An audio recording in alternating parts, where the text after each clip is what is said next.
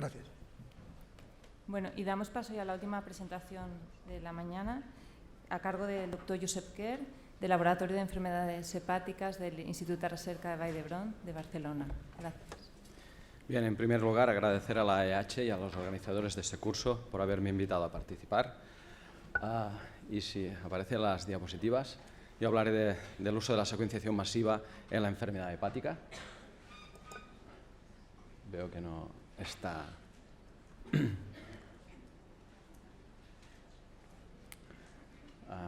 La presentación del doctor Quer, por favor. Esto no cuenta en el tiempo, ¿no? Sí.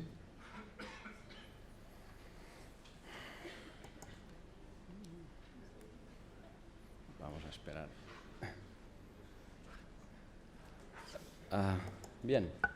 Secuenciación masiva o Next Generation Sequencing o Deep Sequencing, o quizá el nombre que sería más apropiado sería la secuenciación masiva en paralelo, porque sencillamente lo que hacemos es secuenciar cientos de miles de fragmentos de DNA en paralelo, es decir, todos al mismo tiempo.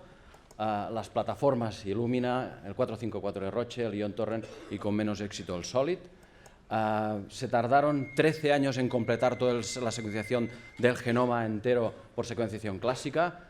Con la Next Generation, que se habla de Next Generation desde 2007, tendremos que cambiar ya este nombre, se tardó un mes. En 2015 ya podríamos secuenciar todo un genoma humano en un solo día. De hecho, ya se ha completado el proyecto de secuenciación de 1000 genomas y el coste de estos tratamientos, secuenciación ha ido bajando de manera exponencial.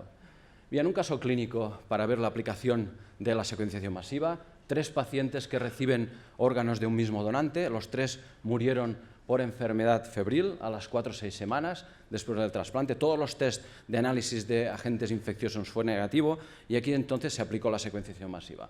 Primer concepto importante, cualquier fragmento de DNA o de RNA puede secuenciarse, el RNA se pasa a DNA, puede secuenciarse y solo necesitamos conocer los extremos. Y si no sabemos, no tenemos ni idea de la secuencia, lo que podemos es pegarle estos adaptadores por técnicas de biología molecular usando DNA ligases. Esto es lo que hicieron esta gente. En primer lugar, eliminaron todo el DNA conocido y el material genómico que les quedó se analizó por secuenciación masiva y se identificó un nuevo arenavirus que era relacionado con el virus de la coriomeningitis linfocítica, que fue el causante de esta muerte de estos 3 pacientes. Por tanto, tenemos una técnica muy potente de análisis de material genómico y esto permite abordar proyectos tan importantes como este de los 1000 genomas o intentar identificar todos los microorganismos que conviven en nuestro organismo, entre otros. Bien, ¿cómo lo relacionamos esto con el estudio de enfermedades hepáticas? Las causas de enfermedades hepáticas son múltiples, más de 30, como todos ustedes saben.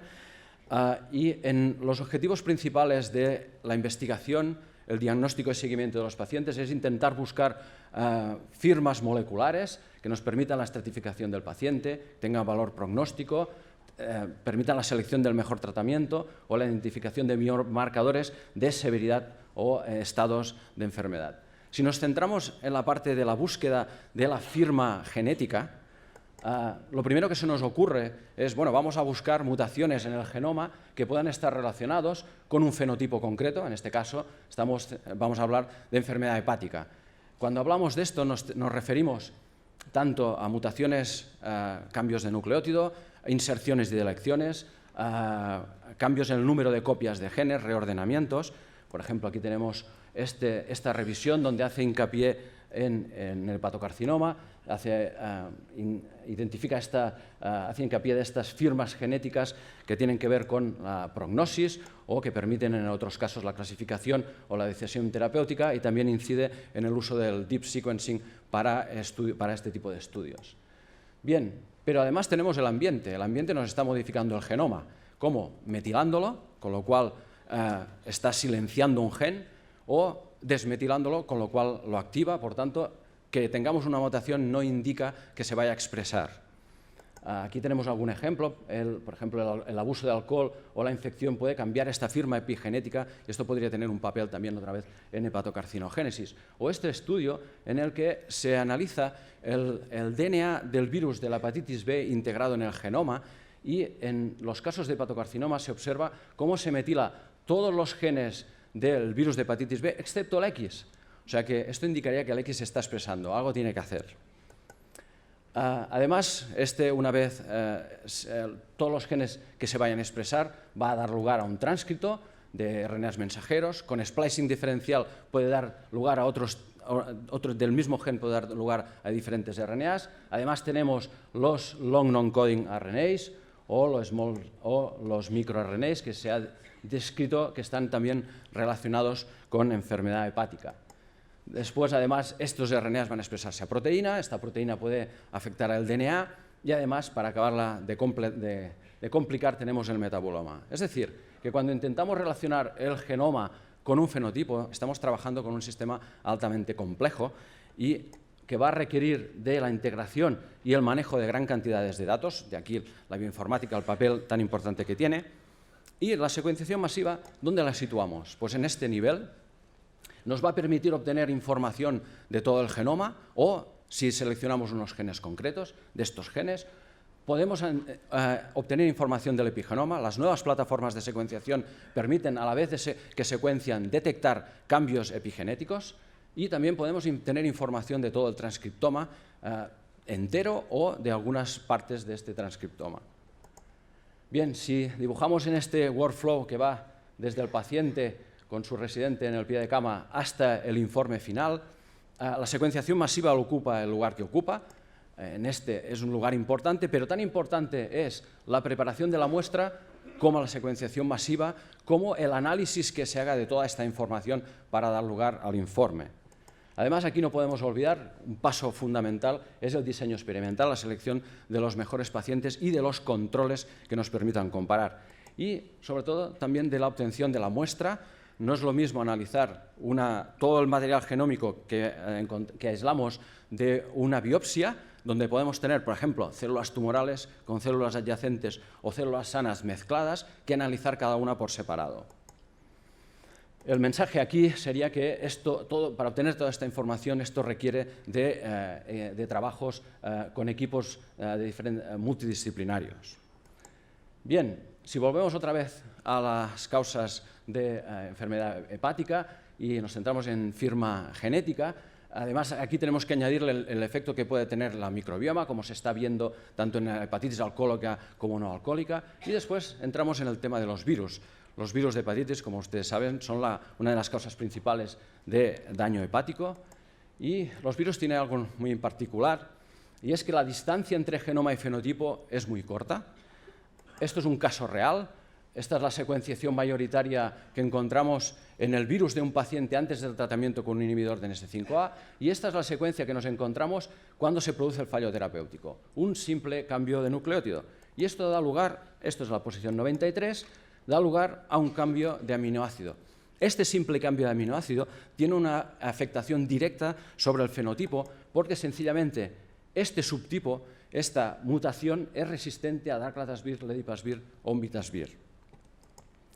Bien, como todos ustedes saben, ya han visto en otras presentaciones que los virus de RNA tienen alta tasa de variación. Si estudiamos los virus que están circulando en un paciente, tendremos una imagen de este tipo. Cada línea representaría un genoma y los símbolos, mutaciones puntuales.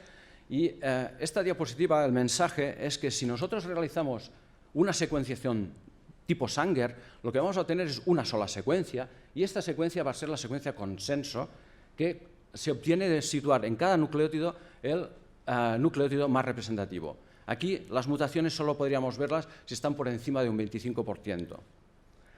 Si queremos tener una imagen de la población viral, necesitamos la secuenciación masiva. La secuenciación masiva nos da información de cada uno de estos genomas que aislamos de un paciente.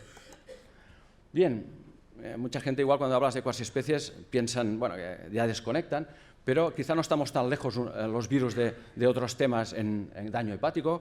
Por ejemplo, en oncología sabemos que aparecen resistencias a diferentes tratamientos, que se usa la terapia combinada. Esto nos suena cuando estamos hablando de tratamientos con hepatitis. De hecho, la primera persona que para tratamiento de virus propuso la terapia combinada fue el profesor Esteban Domingo.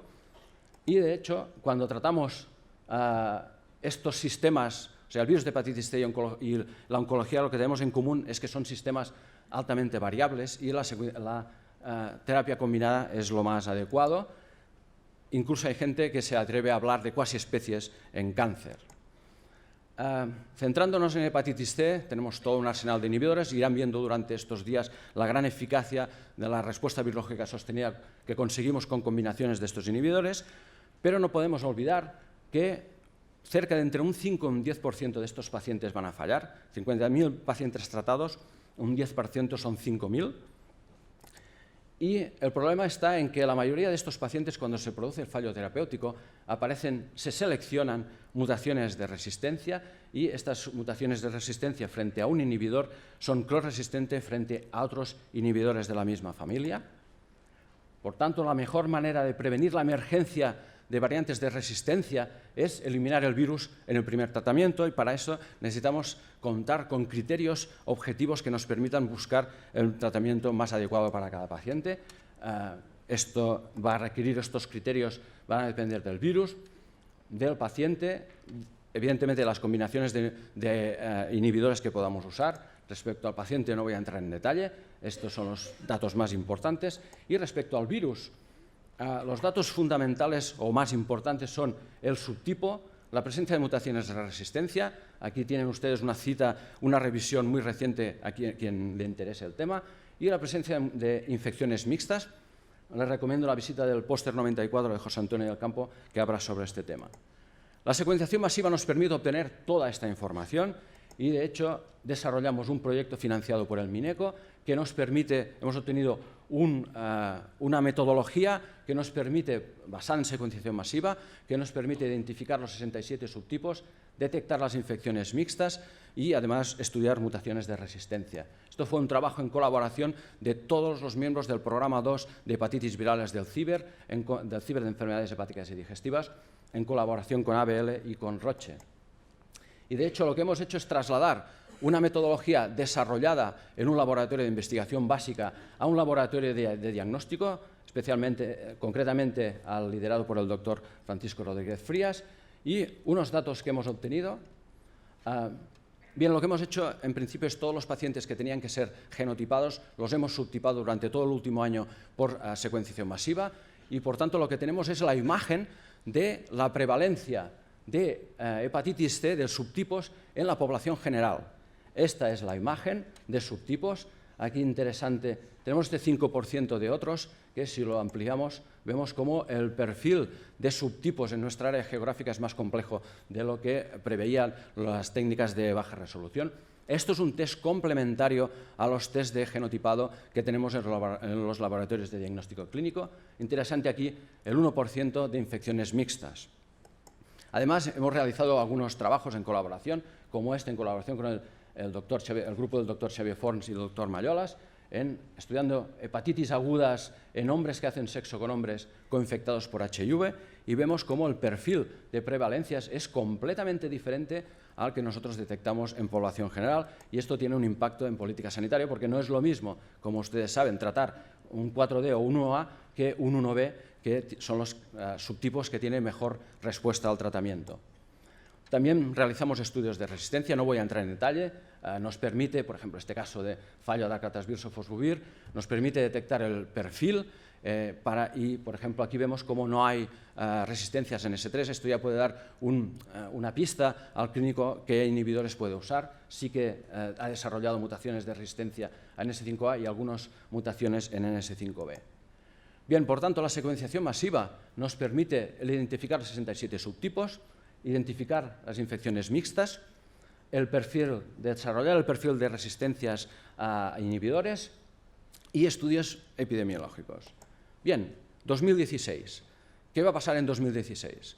Esta plataforma de secuenciación masiva va a ser sustituida por esta nueva plataforma. Supongo que ayer se presentó en Florida, si no esto sería un spoiler. Y vamos a tener esta nueva plataforma. Lo que ofrece esta plataforma es una mayor potencia de análisis y, sobre todo, nos permite secuenciar fragmentos de hasta 20.000 nucleótidos. De hecho, la máxima capacidad es de hasta 70.000. Si hacemos cuentas, pues en una de estas células que tiene 1 millón de pocillos, podríamos secuenciar hasta 6 genomas humanos en un solo run. Pero es que esta máquina te permite cargar hasta 16 células de esta. Es decir, que en un solo run de 3-4 días podríamos estar secuenciando hasta 100 genomas enteros. La ventaja de secuenciar fragmentos largos es que nos permite obtener secuencias de todo el genoma entero por la facilidad en el ensamblado y el alineamiento, y también nos permite superar todas estas zonas altamente repetitivas. Además, esta técnica no entra en detalle, pero lo que consiste es que en cada pocillo se está secuenciando una sola molécula. Por tanto, la incorporación de un nucleótido lo que hace es puede medir el tiempo de incorporación. Si el tiempo es más lento, esto indica que el nucleótido está metilado. Pero esto no se acaba aquí. Como hablábamos de retos, ¿qué va a venir en un futuro muy próximo? Lo que va a venir es la tecnología de nanoporos. Solamente voy a explicarles basalmente, para quien le pueda interesar, Genia, ¿cómo funciona esto? Pues trabajamos con una bicapa lipídica donde se practican nanoporos. Esto lo podemos hacer físicamente, pero ¿para qué? Si tenemos una toxina bacteriana que lo que hace es generar nanoporos en los hematíes. Por tanto, se carga esta bicapa con esta proteína, te hace los nanoporos de manera natural. A cada nanoporo se le pega una polimerasa, se hace circular corriente eléctrica continua, y entonces cada vez que se incorpora un nucleótido a esta cadena de DNA que se está copiando, se libera un tag, un marcador, y este tag es el que va a circular por este nanoporo. Lo que se mide aquí es cambios de corriente. Cada vez que pasa un tag se corta la corriente. Entonces, básicamente, primero, el coste de medir cambios de corriente es prácticamente cero, o sea que el coste va a ser ridículo de secuenciación. La cantidad de nanoporos es algo brutal, lo que puedes poner en una sola placa. Segundo, lo que va a pasar aquí es el tag, y quien marca la velocidad de paso es la polimerasa. Por tanto, puedes controlar, de hecho están buscando polimerasas que vayan más lentas en la secuenciación. Y finalmente, aquí hablamos de poner una DNA polimerasa, ¿pero por qué? Podemos poner una RNA polimerasa y por tanto secuenciar directamente el RNA. Y nada más, muchas gracias por su paciencia y atención.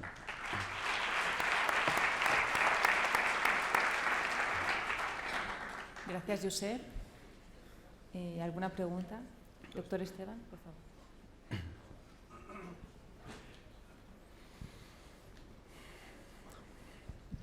Josep, gracias por esta exhaustiva presentación que nos asusta de cara al futuro.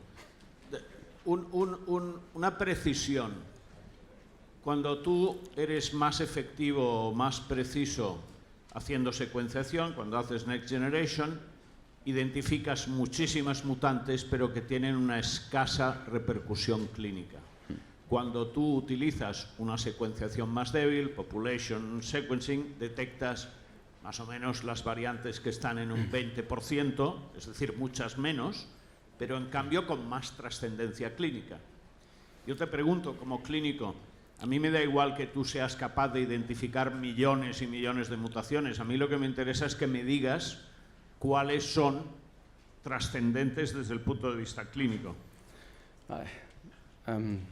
Tengo 3 diapositivas, no sé si las puedo pasar para explicar. Bien, hemos tenido un caso de pacientes que fallan a un genotipo 4.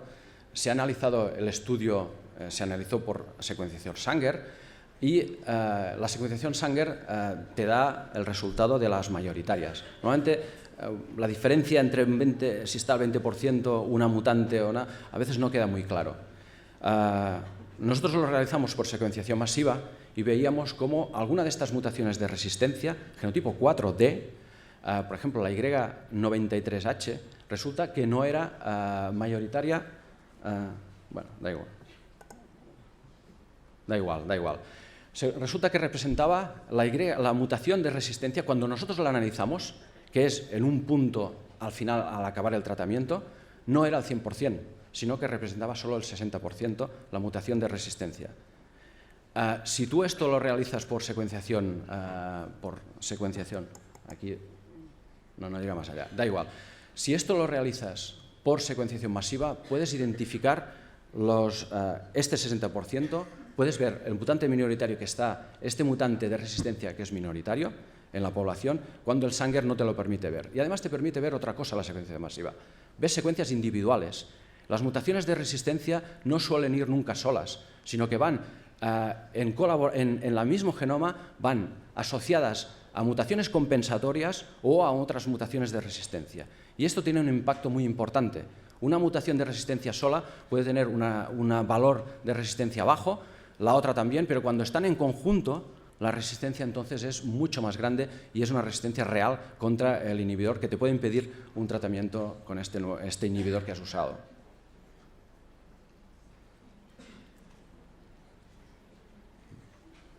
Bueno, ya que no hay más preguntas de la audiencia, damos por cerrada la sesión. Gracias, Josep, por la presentación y gracias al resto de ponentes por las excelentes presentaciones, a vosotros.